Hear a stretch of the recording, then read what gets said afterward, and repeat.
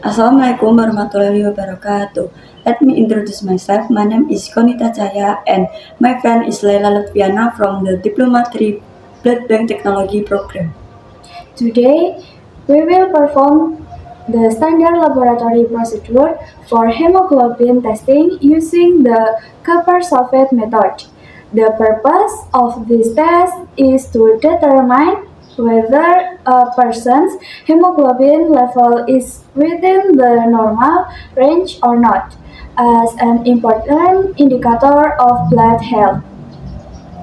Equipment, lancet, cotton swab, beaker, glass rod atau stirrer, analytical balance, glass funnel, triple stand, pipette. Material, copper sulfate pentahydrate, ethanol, donor blood sample, distilled water, filter paper, copper sulfate stock solution. Imperative sentence. Before starting the examination, make sure hand and workspace are clean. Wear gloves and mask to maintain safety and prevent contamination.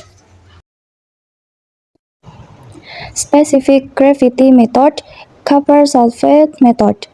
Principle of specific gravity method for hemoglobin estimation. The method is based on specific gravity and is reasonably reliable method for determining the hemoglobin of the blood donor.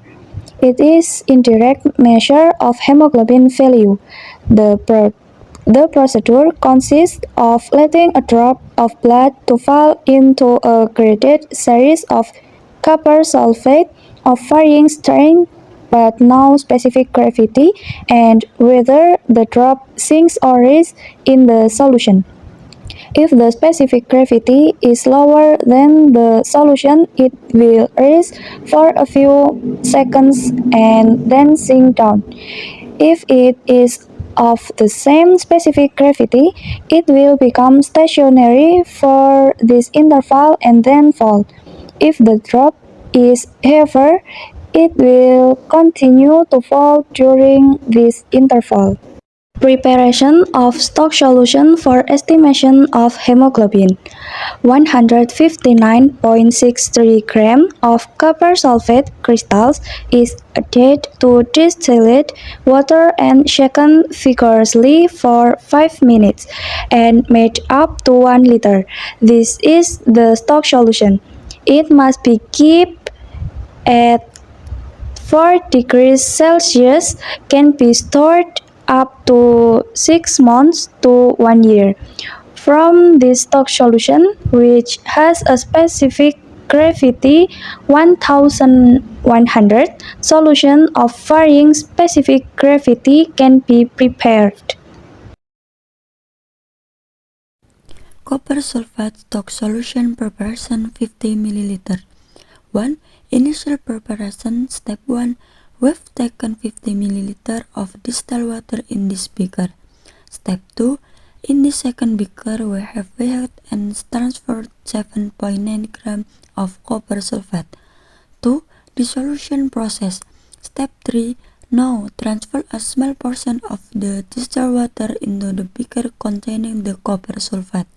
Step 4. Mix and stir with a glass rod to begin dissolving the copper sulfate. Step 5. Transfer the remaining amount of distilled water into the beaker. Step 6. Continue dissolving the copper sulfate thoroughly with the glass rod until all the crystals are completely dissolved and will get a clear copper sulfate solution. 3. Filtration and final result. Step 7. Now filter this copper sulfate solution through a filter paper using a funnel and tripod stand. Step 8. This filtration is necessary to remove any unsulfate residue or impurities if present. Step 9. Collect the filter solution in the beaker below. Step 10. This solution is now ready to use copper sulfate stock solution. Step 1. Stock solution. Measure 26.1 ml of the stock solution and transfer it into a clean dry beaker. Step 2. Distill water using the same measuring cylinder. Measure 23.88 ml of distilled water. Step 3. Mixing. Transfer the measured distilled water into the beaker containing the stock solution. Final result finish. Our 50 ml of copper sulfate test solution is now ready for the experiment.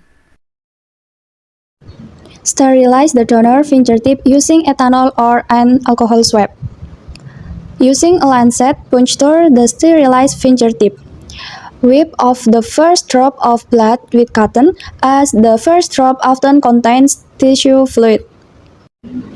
Allow the second drop of blood to fall into the copper sulfate solution from a height of about 2 to 3 inches above the solution surface.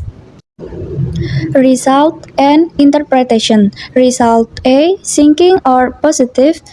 If the blood drop sinks to the bottom of the solution, it indicates that the blood is denser than the solution-specific gravity.